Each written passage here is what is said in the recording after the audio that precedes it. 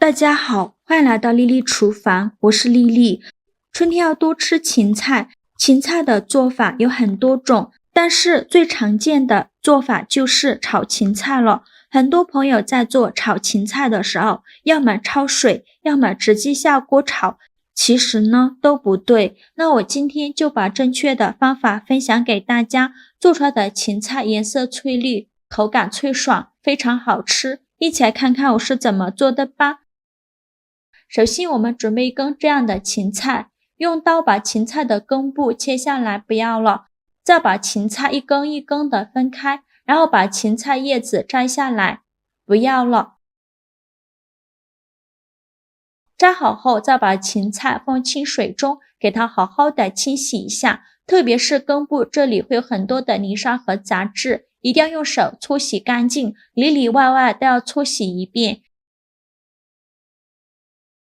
洗净后控水捞出，放到案板上，然后取一根芹菜，用刀像我这样给它对半分开，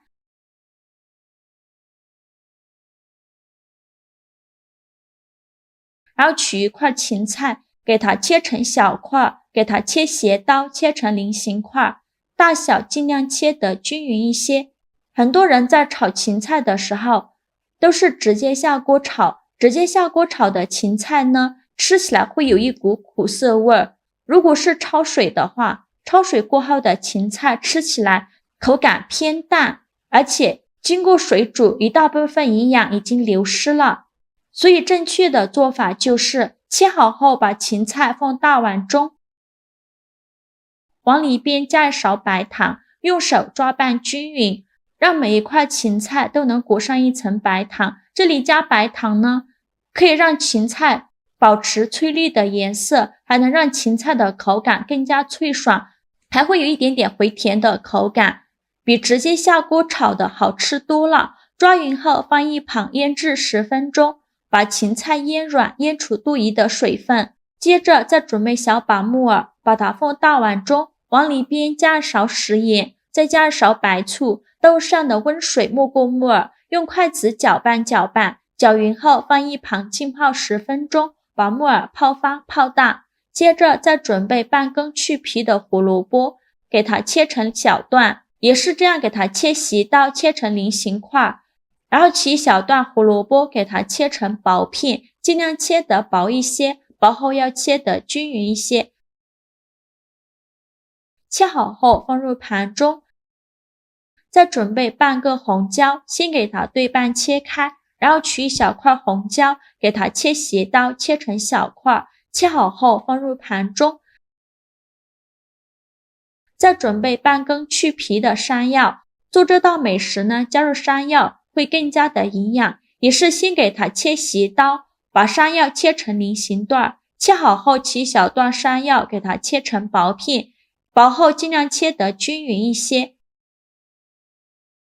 切好后放清水中，防止氧化变黑。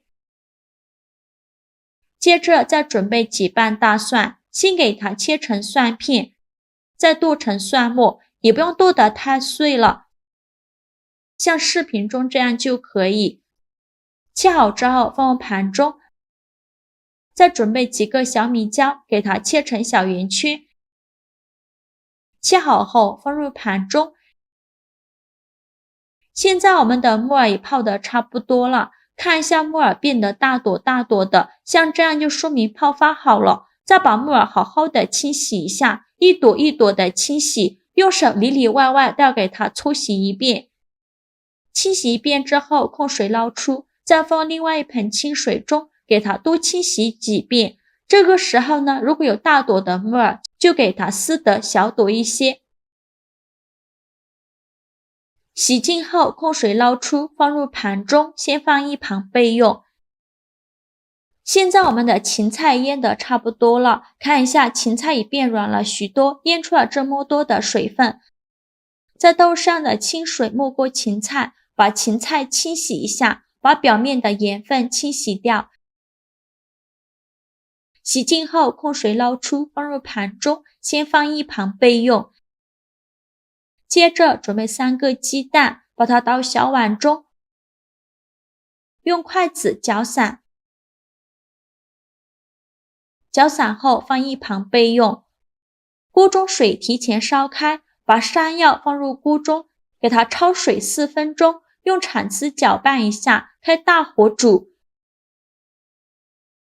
煮2分钟后，再把胡萝卜、红椒、木耳放进来，也是给木耳焯一下水，再给它煮2分钟，用铲子搅拌一下，开大火煮。2分钟后，将肉勺控水捞出，放入盘中，先放一旁备用。起锅烧热，放少许油，油热后倒鸡蛋液。